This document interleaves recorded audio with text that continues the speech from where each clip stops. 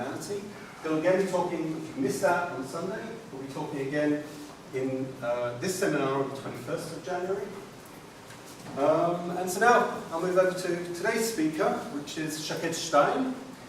He's from the Kinneret Limnological Institute. He did his bachelor's, master's, and PhD at Ben Gurion. His PhD with Orit Sivan. He did his postdoc at the Colorado School of Mines. And today we'll be hearing about the Kinneret. Yeah. Thank you very much, Simon.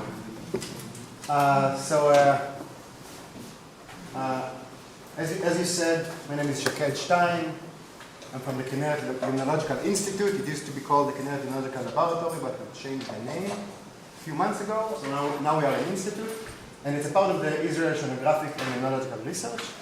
And I am working on Lake Kinneret, and today's topic, the topic is lake level fluctuations drives fresh brackish groundwater mixing and coastal salinization in Lake Kinneret, the Sea of Galilee.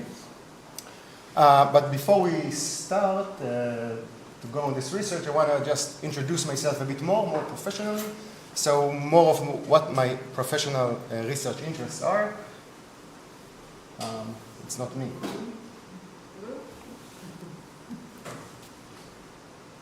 I don't have any professional interest at all. Okay. So I run. Okay, so I divided it into three categories. The first one is Lake Kinneret Limnological Research. The second is Lake Kinneret Watershed Hydrology. And the third is Lake Kinneret Salinity Sources and Hydrogeology. So just a few examples of the first bracket. I'm also dealing with, in collaboration with other people, about waves in the lake and its influence on groundwater beneath the lake and groundwater around the lake, how waves influence the different gradients, hydraulic gradients. And I also do some work about the internal wave dynamics, about the thermocline dynamics that exist in Lake Kinneret. And specifically, I'm excited that as soon we're going to undertake this project of putting a fiber optic cable on the bottom of the lake from one side to another that can sense temperature in really high resolution, and also shear forces for seismic research. So it's going to be really exciting in the next few months. About the Lake Kinneret Watershed Hydrology, I'm in charge of the Salmon River desalinated water flow research, which means that we are monitoring in our institute this artificial flow. I'm sure that you all heard about it. It's supposed to manage the water level in the lake. So I'm dealing a lot with that as well. I'm also working on contaminant sources and dynamics in the Meshushim, and in helping in other rivers as well. And in Lake Kinneret salinity sources and hydrogeology, I'm working on offshore saline spring dynamics, specifically the Barbutim. If you know, it's a big craters inside the lake that has saline flow out of it. And also about shallow groundwater dynamics around the lake. This is one of the boreholes that I dug, and today I'm going to focus on this right category, and specifically about shallow groundwater dynamics around the lake.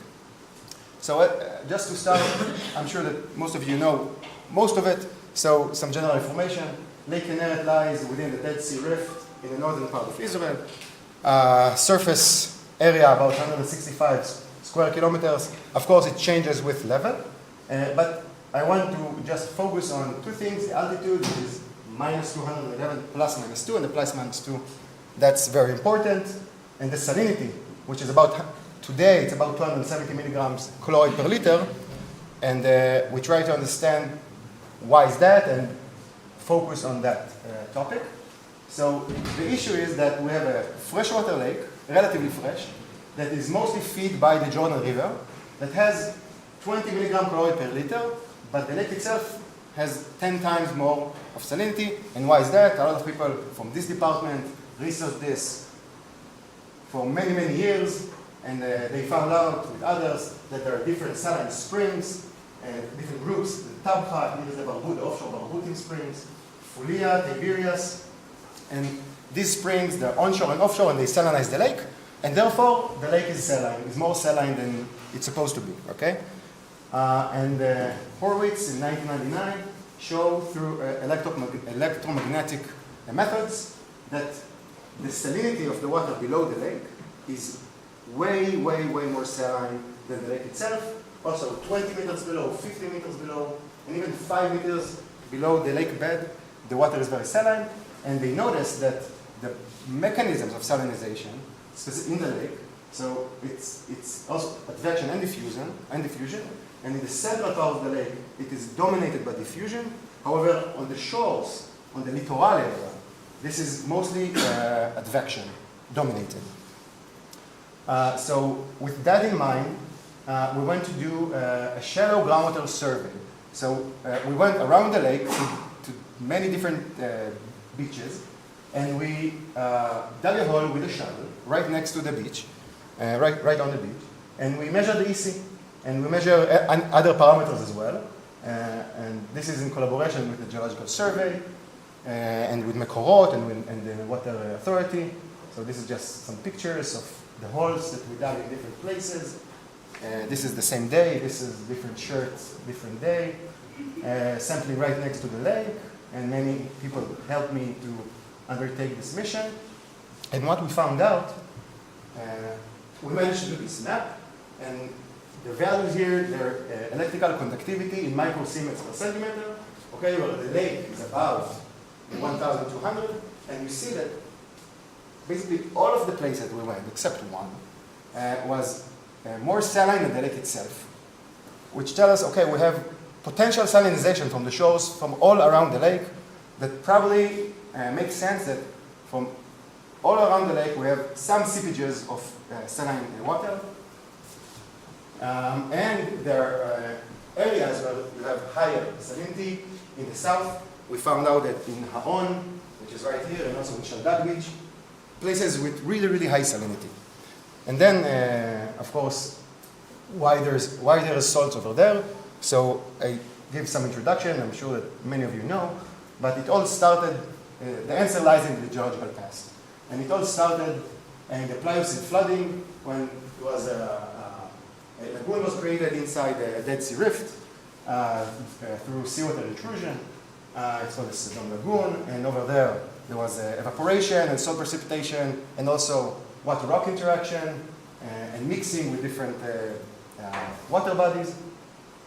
And then eventually it was detached from the sea, and it became a lake, and there were different lakes. The Lisan was the last saline lake existed, and all of the brines that were created over there, they were categorized by calcium chloridic brines, which basically means that the calcium concentration in equivalent per liter is bigger, is higher than the sum of sulfate and bicarbonate, and this is how it is characterized, okay?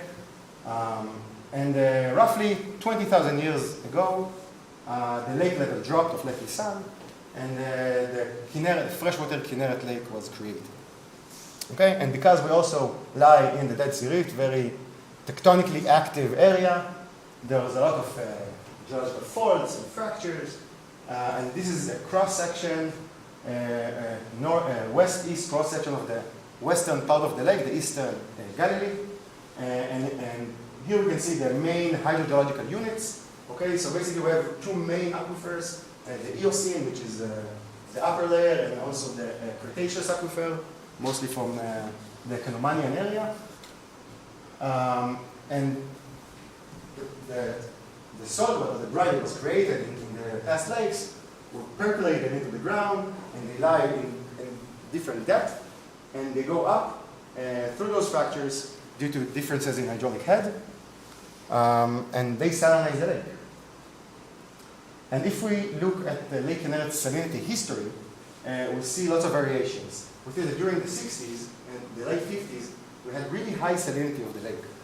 And then there was a big drop during the 60s, and that is due to the construction of the saline water carrier, which is a big enterprise that I think Tahal was managing it. And they basically funneled all the onshore springs into a pipe and took it all the way to the lower Jordan River. And what that did was basically lower the lake salinity from around 400 to around 200 and 220. It was a big success. And the thing is that it's really important to try and maintain the level of the salinity level of the lake as low as possible, because we use it for agriculture and we use it for domestic use, and we also giving water to the Kingdom of Jordan and the Palestinian Authority, and therefore it is really important to try and control the salinity as low as possible. And if we look at the Kinneret salt budget, so in any budget you have flux in and flux out.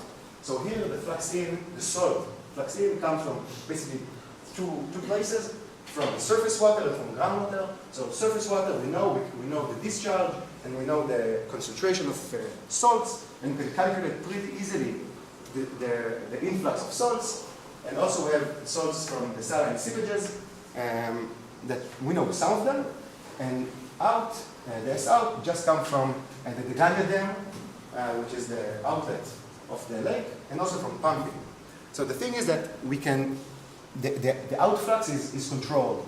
Basically almost 100% is controlled by us, okay? And therefore the most efficient way to lower the lake salinity is to mitigate the brine influx, okay? And this is exactly what they did in 2018 with the Fulia A spring, which is still an offshore spring that salinized the lake a lot. And what they did, in 2018, the level of the lake was really low, and the spring became onshore. So they put a cement cap on it, and prevent the saline water to go into the lake. And now it's been funneled to the saline water carrier, and it prevents the entrance of 25,000 tons of chloride per year, which is a big amount, which is a really big amount. And this is another great success to mitigate the salinization of the lake. If you control the S out, Yes, because you control the dam and you control the pumping.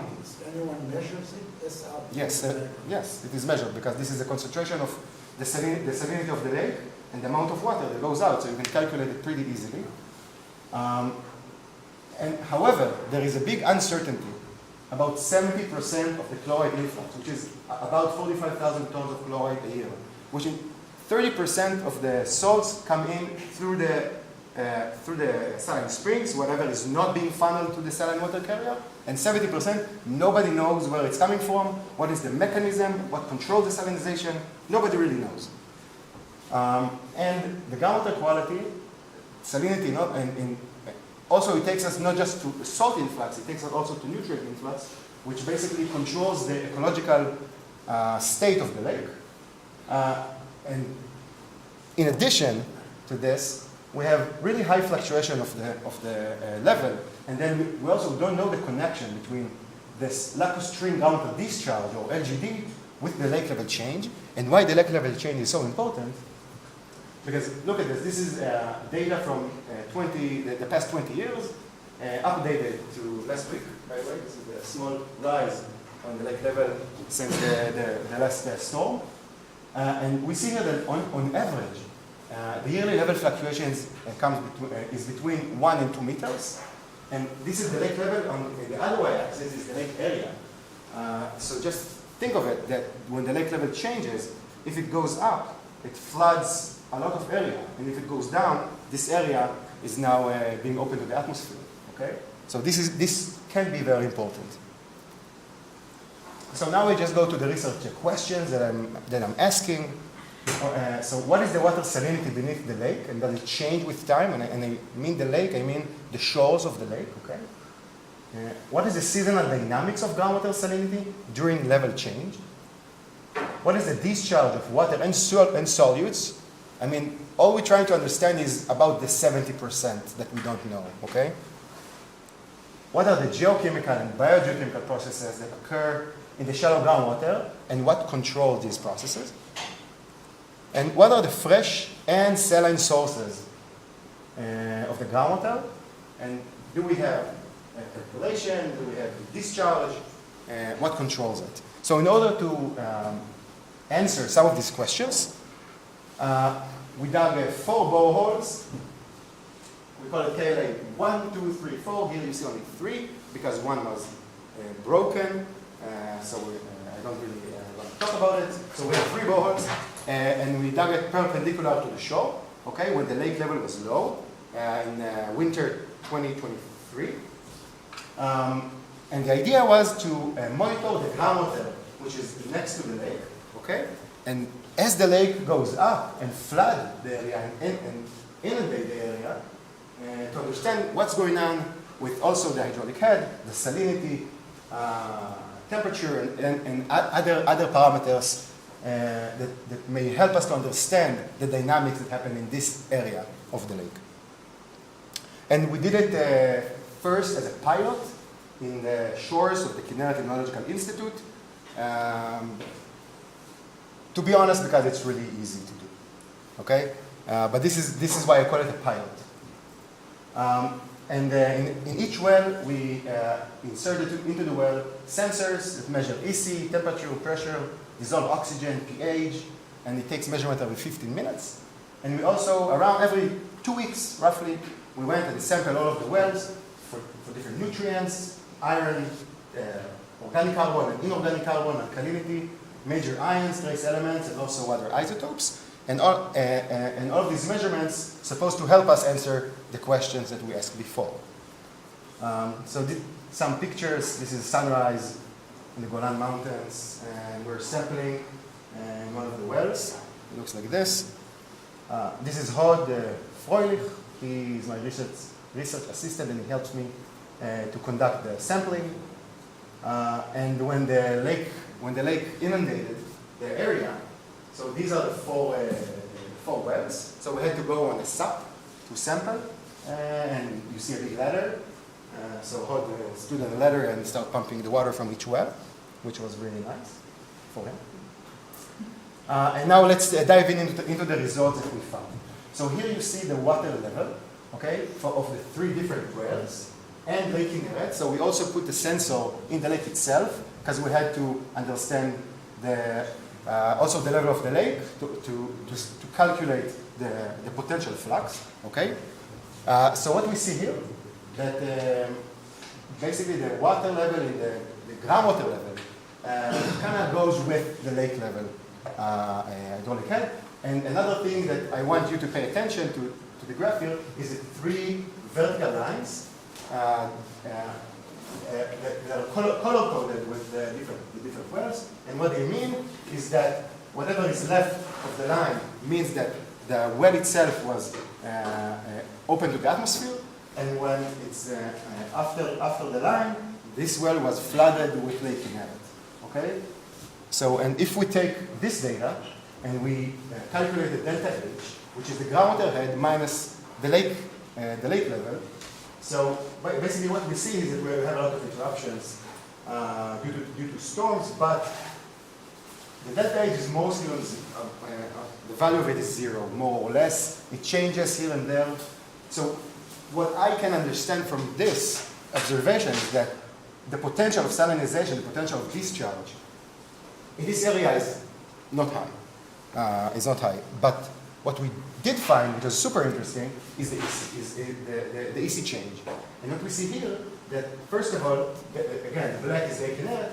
We see that the groundwater is more saline than Lake Kinneret itself, as we saw before. But the moment the lake floods the area of the wells, we see a sharp increase of salinity, and it remains more or less the same. You have a bit of an increase through time, and whenever the lake recedes and the level drops, we see freshening, which was really interesting, and we try to understand why is that and what actually is going on. Here you see more of the same before, but with chloride concentration and bromide concentration. And you see here as well, chloride really relatively lower chloride concentration. And at the moment the lake floods the area, we have salinization and then freshening again. You see the same in the bromide concentration. And what's interesting is, in my opinion, it's more interesting, the sodium to chloride and the bromide to chloride ratio. When you see a drastic change in the water quality. you see a different type of water that is coming. As before the inundation, we had a higher, about 0.7 sodium to chloride ratio, and then it dropped very sharply to around 0.55 all the time, and then rose again when the lake level dropped. You can see more or less, it's less, you can see it less in the bromic chloride, but still you have increase from the previous values, and then decrease when the level drops again. Okay? So it kind of makes us wonder, so maybe we have a different water source that is salinized this area, this shallow groundwater.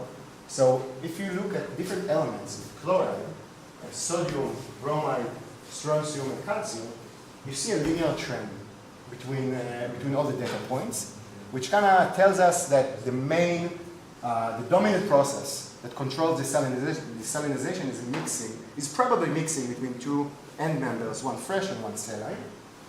And now the question that we ask is, what are these two end members? So I put strontium and calcium here, in addition to the more conservative ions, just to show that they don't change, because usually, or in some environments, when you have salinization and freshening in the same place, you see a deviation from mixing. It happens in the coastal aquifer. You have due to cation exchange and due to calcium carbonate precipitation or dissolution. So you have, sometimes you see the strontium is higher, also the calcium, due to these processes, but here you don't see it. So which means I don't say that we don't have it, but it's negligible probably. And if you look at this ratio compared to chloride concentration, you see this nice trend. That as the water is more saline, then you get to this plateau, which kind of tells us what is the value of sodium to chloride ratio and also bromide to chloride ratio in the saline end member. Okay? Because it goes like this, even if it's more saline, it will probably stay the same value. So we can now identify or characterize the saline end member that we have. So here we found that it's about Na2Cl is about 0.5, and sodium and bromide chloride it's about 2.7 millimolar per molar. Okay? But then we said, okay, is it a part of the Dead Sea Rift brine that we all know and a lot of people here researched it before? So we checked, is it a calcium chloridic solution? So here on the y-axis, it's the definition of calcium chloridic solution. Calcium, the equivalent ratio, the equivalent concentration of calcium divided by the sum of sulfide and bicarbonate. This is a time series. As you see, it doesn't matter. Okay, it kind of goes up when the lake level rise. However, it is all of the values are below 1. And you can also see it in this presentation, which is basically the same, calcium versus sulfate plus bicarbonate, and they all lie below the 1-to-1 ratio line, which means that we deal here with a saline solution that is not a part of the game that we know. It's not a part of the Dead Sea Rift brines. And now if we look on this geochemical field of conservative ions, the bromide to chloride on the y-axis and sodium to chloride on the x-axis, and here I put the different Dead Sea Rift brines that we know. The green crosses, it's from the Sun Lake, the ICDP project. This is from Levy 2017. And we have the Tiberias group, the Tabcha and Fulia, which is in Lake Kinneret, of course, and Lake Kinneret itself lies on this line. And this line was shown by Klein and David in 2004. And if we look at our data, we see that it lies in a different place. This is the data points from the shallow groundwater in our study. And the shades of blue indicate the salinity. If it's darker, it's more saline. If it's lighter, it's less saline. Okay? So you see here that the fresh water, the fresher water in our study, it is aligned with the Dead Sea Rift brine. And we try to identify what is the saline sources and what is the freshwater sources. And the freshwater sources could be the potential sources, could be Lake Kinneret, of course, and also fresh groundwater that comes from the mountains. And particularly the Eocene fresh groundwater, because it is very close to Tabcha, to our area. But we also looked at the Kenomanian freshwater, and this is probably a mix between the Eocene, which is the black, and Lake Kinneret, maybe Kenoman. We don't really know. However, the saline member lies here, which is not a part of the line, and we are not sure what is the source of it. We think that maybe it is evaporated paleo seawater with lower bromide to chloride ratio, but we don't know for sure. And to be honest, it was not the main goal of this study. So we maybe in the future we will pursue answering this question. Now I want to talk a bit about water isotopes and what they can and how they can help us identify the different sources. So if you don't know about the water isotopes, so there oxygen 18 and oxygen 16. Oxygen 18 has two other neutrons, so it's a bit heavier. And let's say the ocean is the standard, so the delta O18 and also delta deuterium is equal to 0. However, whenever there is evaporation and cloud formation, the lighter isotopes, more lighter isotopes evaporates and creates the clouds, and the rain take the heavier isotopes from the clouds to the ground, and therefore you have different delta O18 values in different places in the continent. But the way that it concerns us is the moment that the water entering and percolating into groundwater, and then it's basically a conservative tracer, and we can use it to understand sources of the water, specifically sources of the fresh water. Okay. So here you see a plot of the delta O18 versus the chloride concentration of the groundwater in our study, and the potential freshwater sources. Okay, so Lake Kinneret lies right over there. It's roughly 0, a bit negative. And you have the Eocene fresh groundwater, the Kenomanian fresh groundwater, and this is rainwater that I took from a Goldsmith in 2017. And you see here a large variety of the data. And what I interpret from here is that we have mixing between these two, these few of we still don't know exactly how many end members are there, but there are probably different end members. For sure, Lake Kinneret and maybe rainwater or Eocene freshwater. And another thing that I see here, that as the chloride concentration goes up, the variation goes down. And here you don't see really like close to -1 and -2.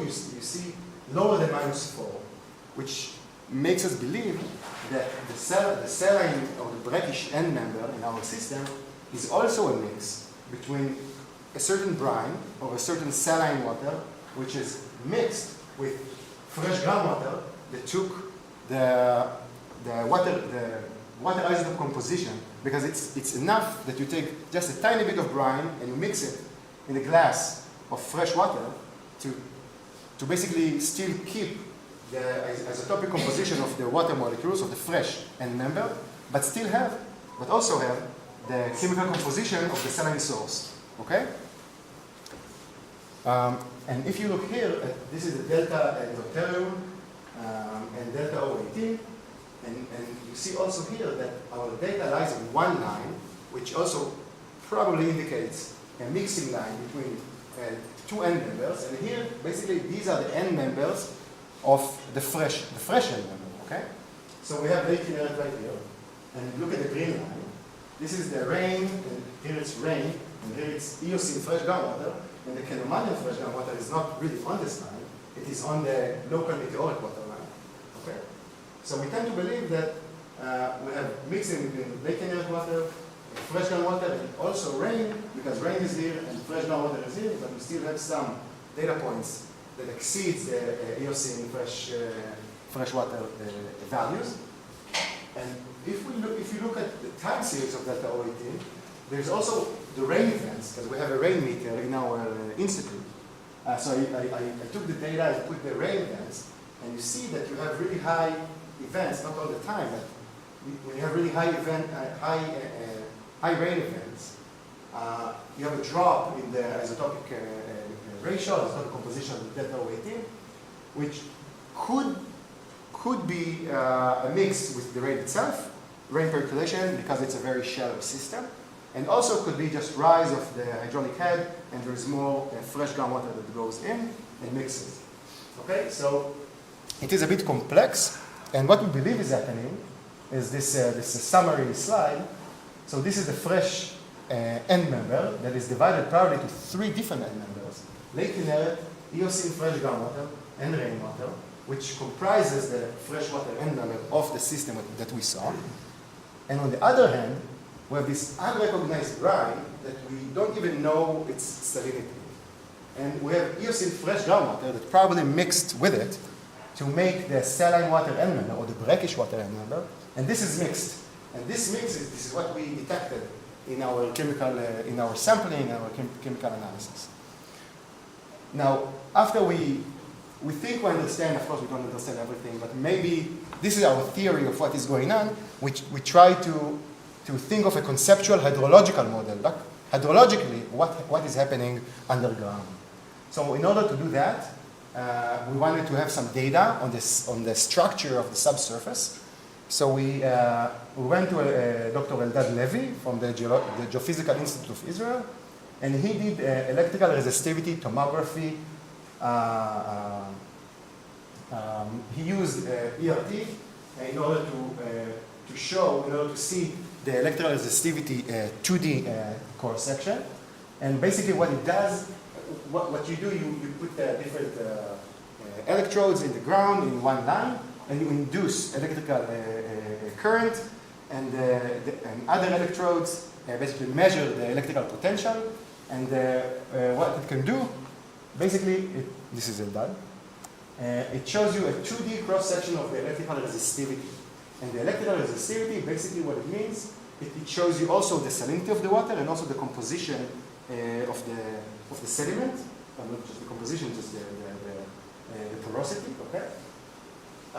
So we found out that if you look at the colors, okay, so lower values, which means higher salinity, it's blue, and the red is basically mean fresh water, okay? So we found that there are different layers of nodules of saline water beneath our area. These are the wells. Okay, so we try to mimic this structure of more clayish layer that has more saline water, and above it there's more fresh water. We try to mimic this cross section into a numerical model, a hydrological numerical model. We will try to learn maybe the mechanism that controls the salinization and freshening that we saw. So before that, we thought of a conceptual model, and what we think is going on is that we have this saline end member, which is a mix of brine and Eocene freshwater water that comes from the mountains. Okay, these are the wells, and Lake Kinneret. This is the situation at low lake level. However, when the lake level goes up and floods the area, the lowest hydraulic head in the area basically moves laterally. Okay, it floods this area, and now the lowest hydraulic head is in a different location, and the water, the surrounding groundwater, flow to the lowest hydraulic head. And if the lowest hydraulic head is in a different location, the water will flow there. And what happened is because the lowest hydraulic head was right above this area, so the velocity vectors of the groundwater flow became more vertical. And now we got salinization of this area of the shallow groundwater, and basically potential of salinization through this area. So, as I said before, we did some numerical modeling on it to see if this idea is valid and if we might be right. Okay? So basically, I built a box model using a FIFLOW, which is a groundwater flow and solid transport numerical model that solves numerically the density-driven flow equation and the mass transport equation. This is just a box model of 100 meters in length and 50 meters in depth. And here I induced the hydraulic head of 0.2 meters. And here I have the lake bed. Okay? And basically what I did, I simulated the flow of the water when the lake level is low, and for 180 days, for like 6 months. And then after 180 days, basically the lake level rose and occupied this floodplain. And now this floodplain is also had hydraulic head of boundary condition of 0, okay, and mass concentration of 600, which is because of the lake. And I inserted also a layer of the saline layer. There is lower hydraulic conductivity with higher salinity. I just said it's going to be 10,000 milligrams per liter. We don't really know, but the idea was just to understand if we have salinization or freshening during lake level, if we have this structure.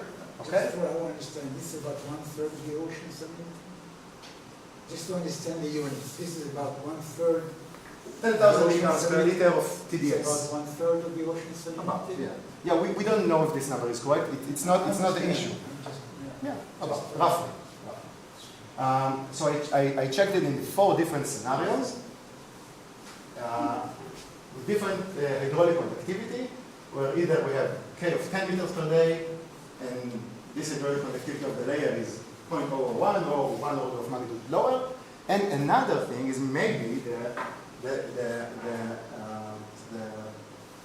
the saline layer is connected to, because the ERT we saw in 2D. We didn't see in the 3rd dimension what is going on. So maybe it is connected to a fracture, like a pipe, that brings us saline water from the bottom. We don't know. So I checked. I ran the model with initial salinity of 10,000 milligrams per liter, but also with mass concentration boundary condition of 10,000 milligrams per liter, and also one run without, which is being depleted all the time. Okay? So here, this is the results of the model when the lake level is low. And these two dots, these are the observation well. We just did 2 observation wells that I want to understand what is the salinity evolution in this location. This is 1 meter below the surface, okay, like the wells. So when the lake level is low, we have a flux of fresh groundwater that goes from the mountains, from higher hydraulic conductivity, from higher hydraulic head, goes all the way to the lake, and the saline water also goes up due to the hydraulic head equals 0. Okay, and when the lake level you see here the Darcy flux vector. Okay, so I put also white arrows just so it will be more clear. And when the lake level goes up and inundates the area of the monitoring wells, we see a shift of the velocity vector, and we see salinization of this area. And if I look at the salinity evolution of these 2 points, at 2 cycles of flooding and regression of lake level, so the blue area is a high lake level, and this orange is pink is low lake level. So no matter which simulation I look at, I always see the same results. I see salinization when the lake level is high, and freshening when the lake level is low. So I think that the conceptual model is more or less okay.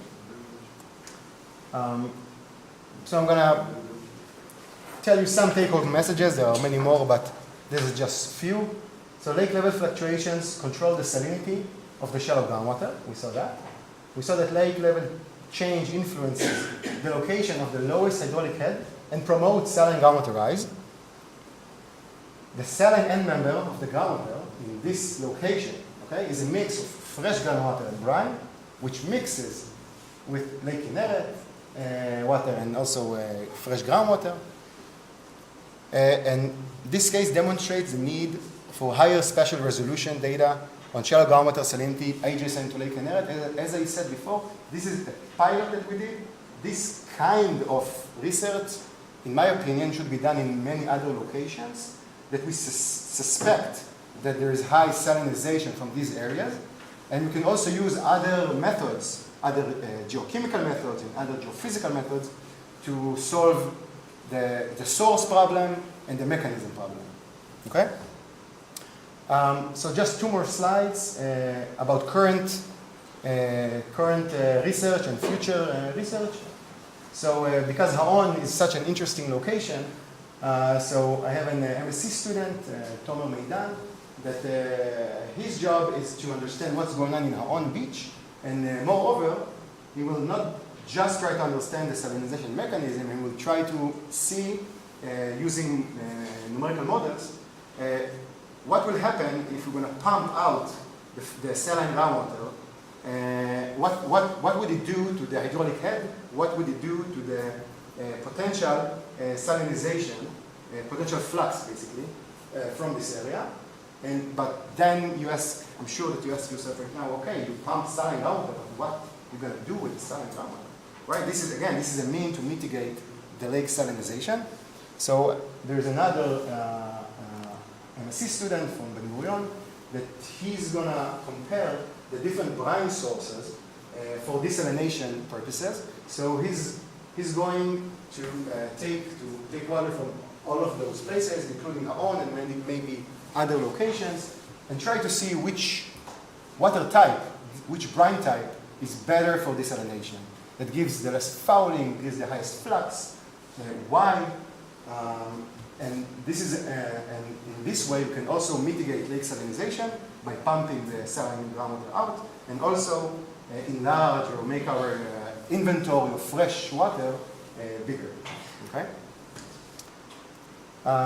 So I want to thank my collaborators, Eldad Levy from the Geophysical Institute of Israel, Galit Sharabi, Tami Zilberman, and Ilan Levy from the Geological Survey of Israel. This is my contact, and thank you for your attention.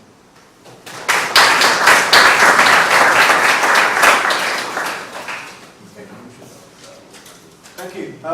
Before we start with the questions, we're going to make a short announcement. After we finish with the questions, Motti will be doing the 60 seconds. We're not going to be having the usual almost weekend because there's a faculty meeting. So if I forget Motti, you need to jump up and say 60 seconds. Okay, questions? Hello.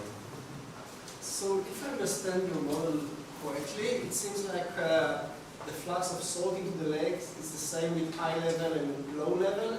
Just when the level is low, the lake level is low, it's going directly to the lake, bypass your wells, and when it's water level is high, it's going through your wells. Is this correct? More or less, yes.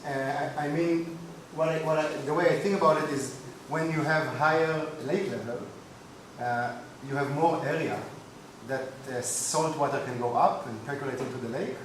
And when the lake level is low, so you still have salt influx, however, probably less. Now, this is probably a local phenomenon. I don't know if it happens in other areas. Maybe it is, but we have to check it. But the bottom line, the salt flux of the lake is not totally, it's not very sensitive to the lake level. It is in a way. I didn't quantify it, but it is in a way. I mean, because even if the lake level is low, and where we monitor, we see more like fresher water, the salt water still flow into the lake.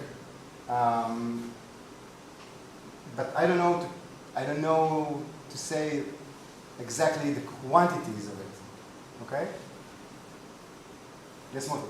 Just related to this point, you know, that the Goldschmidt model from 1967 that Chaim Wirtzman here promoted it during his career, say that when you have a higher hydrological head in the Galilee mountains, the saline springs are coming out. And I think that when you have high lake level, okay, so within 1-2 meters, right, it means that you have more rain in the vicinity of the lake. So that's the old Goldschmidt model. Yeah, but yes, but this study was focusing on way lower scale than what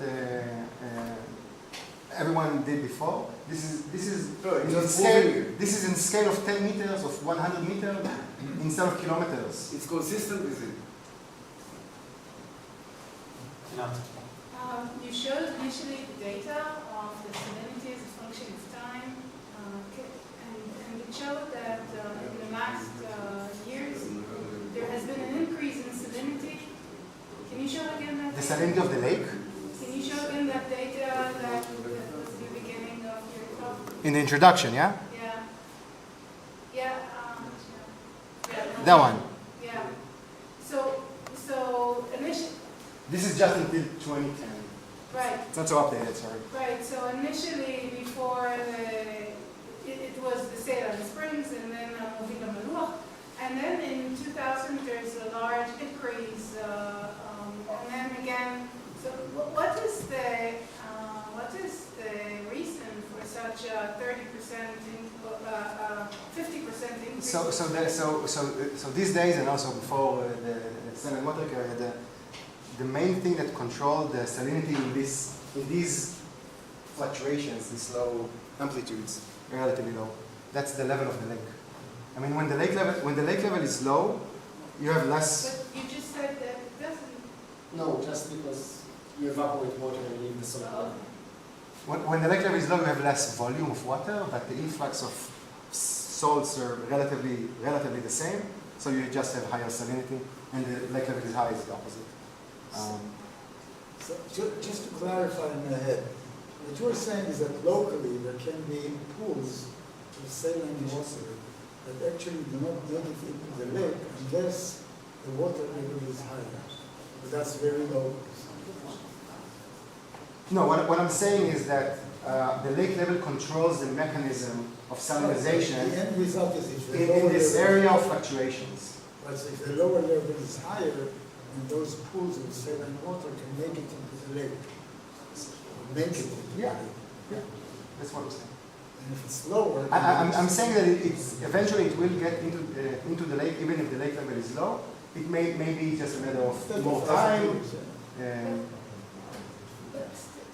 Sorry to be sticky on this point, but that is, you go from around 200 to 300 by evaporation. That means that about half of the lake was evaporated. No, it's not. It's a huge it's- increase in. I wouldn't say evaporation. I would say the level of the lake. Okay, which is not just a. But it's a huge change. No, but it's not the same amount of salt going to smaller number. Yes, smaller but, volume, and the volume is also evaporating. Right, but the amounts, the quantity, like you're going from 200 to Let's say today. Which means that you're diluting it by 50% more water. That's not the amount. Today the salinity of today's salinity is 270. It's about here, okay, and the lake level is really low.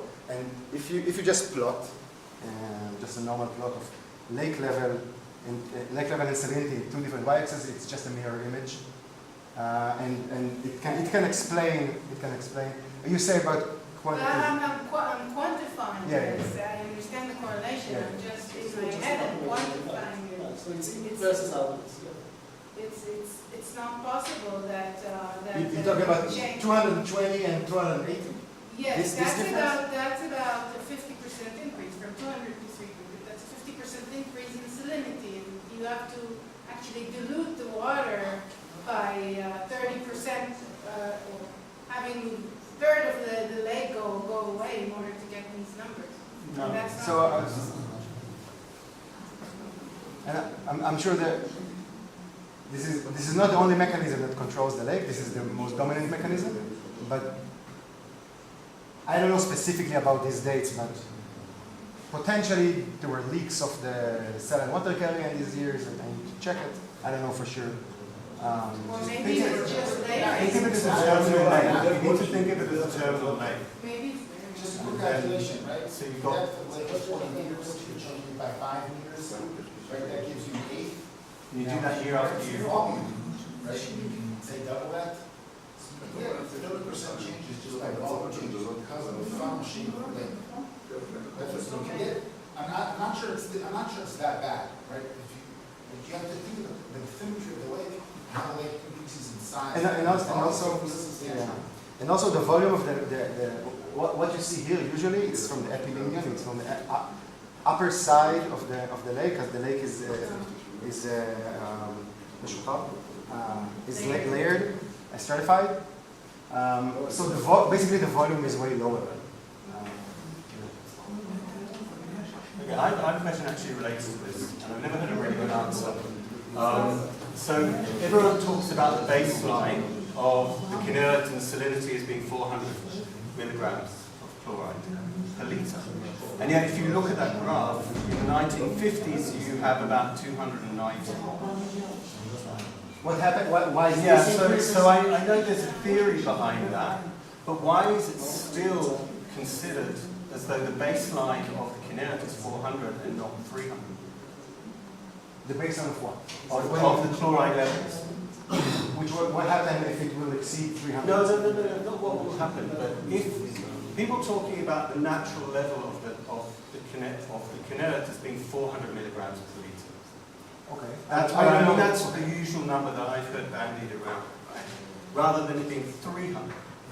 My question is why is, I mean, maybe you can tell me if there's the theory about the theory of the rise between 300 and 400. I mean, it's all about the mass balance, the salt mass balance of the lake. I mean, it's all about flux in and flux out. Maybe back then, the flux in was higher than the flux out, and it became. They were just saying that's just natural fluctuation in the level.